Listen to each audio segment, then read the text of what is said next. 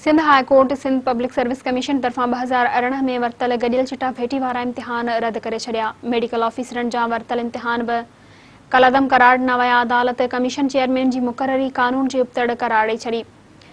Sindh high court Sindh public service commission जे इम्तिहान में मेरिट जी लताड़ ख़िलाफ़ दरख़्वास्त ते महफ़ूज़ कयल फ़ैसिलो ॿुधाए छॾियो। अदालत सिंध पब्लिक सर्विस कमीशन तरफां 2018 में वरतल गडियल चिटा भेटी वारा इम्तिहान रद्द करे छड़िया आहिनि। अदालत मेडिकल ऑफिसरन जा वरतल इम्तिहान बि कलअदम करार ॾेई छॾिया। अदालत कमीशन चेयरमैन जी मुक़ररी बि कानून जी उपतड़ करार ॾेई छॾी आहे। कमीशन सेक्रेटरी खे मुअतल रखण वारो फ़ैसिलो बरक़रार रखियो वियो।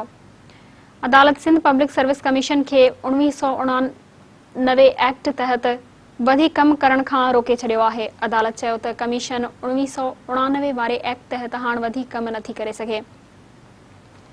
अदालत चयो आहे त सिंध पब्लिक सर्विस कमीशन जे चेयरमैन जी मुक़ररी कानून मुताबिक़ न आहे। एडवोकेट सजा चांडियो चयो आहे त अदालत 2018 में लिखत तौड़े ज़ुबानी इम्तिहान ज़रिए मुक़रर 1783 डॉक्टरनि जी मुक़ररी खे कलअदम करार ॾेई छॾियो आहे। चिटा भेटी वारा इम्तिहान बि रद्द कया विया आहिनि।